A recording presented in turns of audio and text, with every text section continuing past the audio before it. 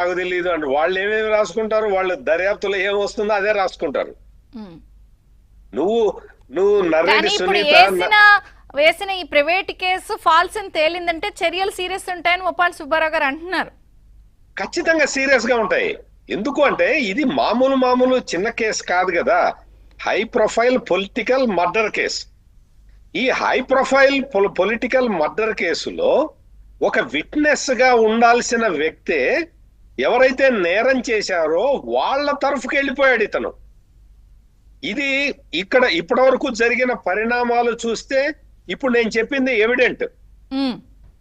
ఇది మొత్తం వివేకానంద రెడ్డిని ఎవరు మర్డర్ చేశారు, ఎవరి మీద అనుమానం ఉంది అని చెప్పాల్సిన వ్యక్తి వాళ్ళు నన్ను వేధిస్తున్నారని అని కంప్లైంట్ చేస్తున్నాడు.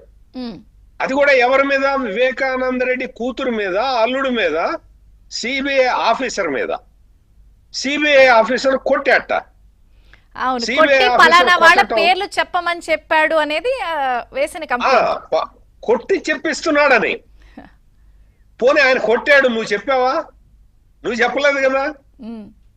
అంటే ఇక్కడ మనం బాగా గమనించాల్సింది ఏంటి అంటే మొత్తం ఈ జ్యుడిషియరీ వ్యవస్థ మొత్తాన్ని కూడా అవపోసన పట్టిన వ్యక్తులు దీని మొత్తాన్ని కేసుని ఎంత వీలైతే అంత కాలం డ్రాగాన్ చేయాలి అని చూస్తూ ఉన్నారు.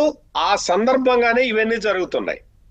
దీనికి తోడు కోతి కొబ్బరికాయ దొరికినట్టు జగన్మోహన్ రెడ్డి చేతికి అధికారం వచ్చేసిన తర్వాత ఇంకా అధికారం కూడా చేతిలో ఉన్నది, పోలీసు వ్యవస్థ అంతా కూడా అతని ఆధీనంలో ఉంది కాబట్టి పలానా వాళ్ళని ఫ్రేమ్ చేయడానికి ప్లాన్ చేసేసాడు మొత్తం అన్ని రకాలుగా. ఇప్పుడు రామ్ సింగ్ కారు డ్రైవర్ ని బెదిరించారు అంటే వీళ్ళ చేతుల్లో అధికారం ఉంది కాబట్టే కదండి. చేతుల్లో అధికారం ఉంది కాబట్టి వివేకానంద రెడ్డి అరెస్టుని అడ్డుకున్నారు. ఆ రోజు నా కర్నూలు ఎస్పీ నాకు తెలియదండి, శాంతి భద్రతలకు విఘాతం కలుగుతుంది, నేను మీకు సహకరించలేను అని చెప్పి సిబిఐకి చెప్పాడు. అంటే అసలు మామూలుగా అయితే ఆ ఎస్పీని అయితే తీసేయాలి, ఉద్యోగంలో తీసేయాలి. ఇంకొక అంశం చెప్పండి సార్. ఇప్పుడు ఏదైతే పిఏ కృష్ణారెడ్డి వేసిన ప్రైవేట్ కేసు ఫాల్స్ అని తేలింది, నివేదిక కోర్టుకి ఇచ్చారు. 1. 2, ఆ రోజు ఈ హత్య కేసు జరిగినప్పుడు ప్రెస్ లో వైసీపీలో ఉండి అడ్రస్ చేసినటువంటి విజయసాయి రెడ్డి గారు ఇప్పుడు వైసీపీలో లేరు. మరి ఆయన కూడా బయటకు వచ్చి ఇంక ఇప్పుడు ఎట్లాగో లేరు కాబట్టి వాస్తవాలు బయట పెట్టే అవకాశం ఉంది. ఆ మధ్య షర్మిలతో కూడా భేటీ 3 గంటలు ఆయన మాట్లాడారు. సో ఆవిడికి కూడా ఏమైనా చెప్పు ఉండొచ్చు. ఇప్పుడు అన్ని వైసీపీ హయాంలో జరిగినవన్నీ ఫాల్స్ అని తేలుతున్నాయి. ఎందుకు వచ్చానో ఆయన కూడా ఏమైనా బయటకు వచ్చి చెప్పచ్చా? ఎందుకంటే ఆ రోజు రిజైన్ చేశాక ప్రెస్ లో మాట్లాడినప్పుడు నేను కాల్ చేస్తే అవినాష్ రెడ్డి వాళ్ళ పర్సన్ ఎత్తారు, నాకు హార్ట్ అటాక్ అని చెప్పారు. నేను అదే మొత్తం ఆయన కూడా బయటకు వచ్చి చెప్పే అవకాశం ఉందా ఇప్పుడు? అంటే ఇక్కడ మీరు చాలా ప్రధానమైన విషయాన్ని ప్రస్తావించారండి. ఇక్కడ విజయసాయి రెడ్డిని ఇప్పటి వరకు సిబిఐ విచారించకపోవటం అనేది ఈ కేసులో ప్రధానమైన లోపం. ఇప్పటి వరకు విజయసాయి రెడ్డికి నోటీసులు ఇవ్వలేదు, పిలవలేదు. ఇప్పటికైనా సిబిఐ వాళ్ళు అడగాలి, ఎవరు చెప్పారు నీకు ఇది హార్ట్ అటాక్ అని ఎవరు చెప్పారు అంటే విజయసాయి రెడ్డి ఇంతకు ముందర ఈ క్వశ్చన్ కి సమాధానం చెప్పాడు. కడపలో సాక్షిలో పనిచేస్తున్న రిపోర్టర్ నాకు చెప్పాడని చెప్పాడు.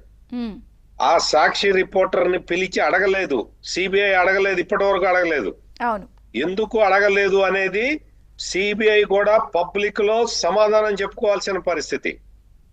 ఆ సాక్షి రిపోర్టర్ కి అతనికి ఎవరు చెప్పారు ఇది హార్ట్ అటాక్ అని చెప్పి అతనికి ఎవరు చెప్పారు అనేది కూడా ఇక్కడ ప్రధానమైన అంశం.